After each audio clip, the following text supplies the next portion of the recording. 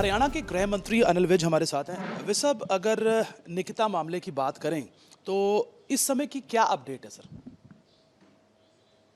उसमें तीसरा व्यक्ति भी गिरफ्तार कर लिया गया है जिसने हथियार दिया था।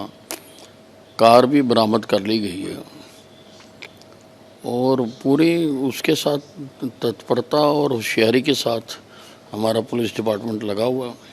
सर, जिस तरह से मैंने कल भी आपसे बात की थी कि परिवार का ये कहना है कि फास्ट ट्रैक कोर्ट से जो है इस मामले को करवाया जाए और जल्द से जल्द जो आरोपी हैं, हालांकि वो न्यायिक हिरासत में भेज दिए गए हैं, पर उनको जल्द से जल्द जो है वो सजा दी जाए। नहीं, उसके लिए हमने आदेश दिए हैं कि जितना जल्दी हो सके इसका चालान पेश किया जाए और चालान पेश होते ही हम कोर्ट से दरख्वास्त करेंगे कि इस केस को फास्ट ट्रैक कोर्ट में लगाया जाए और हमें उम्मीद है कि हमें अनुमति मिलेगी और ये डे टू डे हियरिंग के लिए लगेगा। सर, हमारे चैनल के ऊपर कल जो भोपाल से सांसद हैं साध्वी प्रज्ञा, उन्होंने कहा कि कांग्रेस पार्टी ये चाहती थी कि देश को आतंकवादी देश घोषित किया जाए और भगवा आतंकवाद के खिलाफ कांग्रेस पार्टी काम कर रही थी। आप इसको किस तरह देखते हैं, क्योंकि और इस तरह के कई मामले जो हैं वो सामने आए? नहीं, ये बहुत बड़ी साजिश थी कांग्रेस की, क्योंकि कांग्रेस ने हमेशा अपीजमेंट की राजनीति की है और कांग्रेस को ये अच्छा नहीं लगता था कि किसी एक कम्युनिटी के साथ ही टेररिज्म का शब्द जुड़े।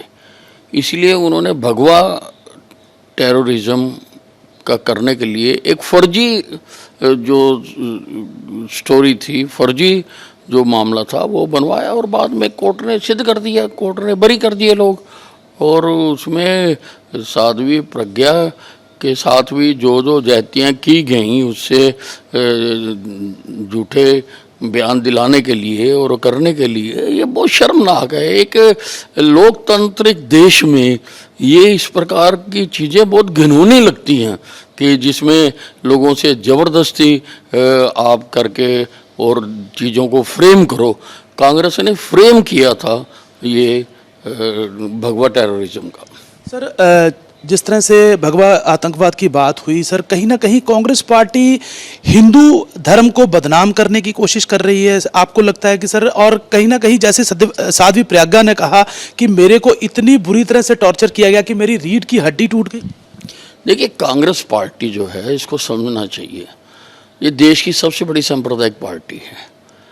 इसने धर्म के आधार पर देश का बंटवारा कराया। हालांकि महात्मा गांधी ने कहा था कि हिंदुस्तान का बंटवारा मेरी लाश पर होगा, लेकिन उसके बावजूद बंटवारा हुआ।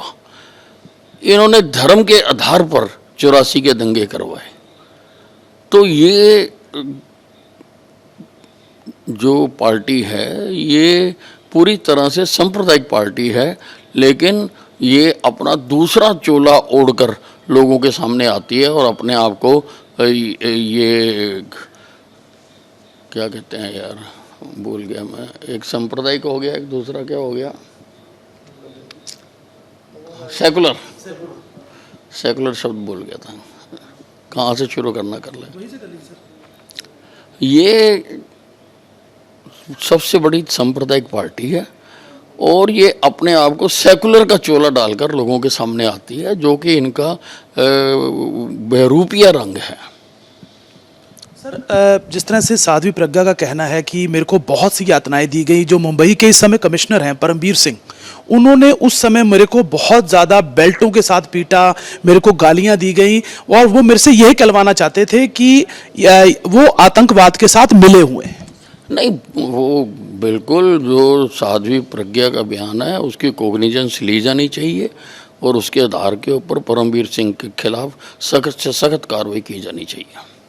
सर, अगर कांग्रेस की बात करें, जिस तरह से आपने कांग्रेस की बात कही, सर, आज कांग्रेस के जो सोशल मीडिया है उसके ऊपर देश के प्रधानमंत्री नरेंद्र मोदी को ठग बोला गया।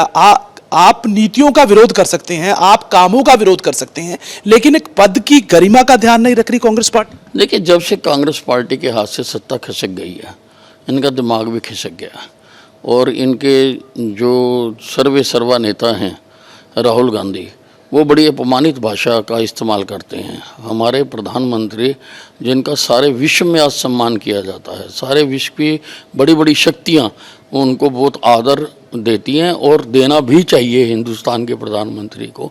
आज ये उनकी पोजीशन को डाउन करने के लिए जो अच्छी शब्दावली का इस्तेमाल नहीं करते हैं और इनको ये गेम प्लान है, ये इनकी फैक्ट्री में शब्द बनाए जाते हैं कि जानबूझ के इस प्रकार के भद्दे शब्दों का प्रधानमंत्री के लिए इस्तेमाल किया जाए, जो कि बहुत घिनौनी बात है और सारे देश को, बच्चे बच्चे को इस बात की निंदा करनी चाहिए। सर, जिस तरह से अगर कांग्रेस पार्टी की बात करें सर, कहीं ना कहीं कांग्रेस पार्टी देश के जो दुश्मन है, चाहे वो चाइना हो चाहे पाकिस्तान हो, उसके साथ कहीं ना कहीं उनके बयान ऐसे होते हैं, उनके साथ कहीं ना कहीं खड़ी नज़र आती है।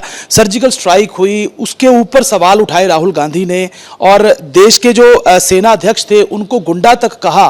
और अब सामने आ रहा है कि पाकिस्तान की संसद में वहाँ के एक सांसद ये बयान देते हैं कि उस समय के जो विदेश मंत्री थे वो समय कांप रहे थे कि कहीं अभिनंदन को छोड़ दो, नहीं तो कहीं ना कहीं पाकिस्तान के ऊपर हमला हो जाए।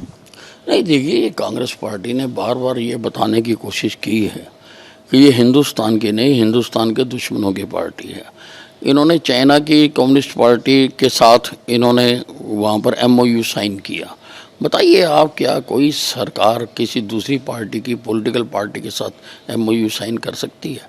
तो अगर इन्होंने साइन किया है, चंदे लिए हैं उनसे, तो ये तो चाइना का ही पक्ष रखेंगे ना लोगों के सामने।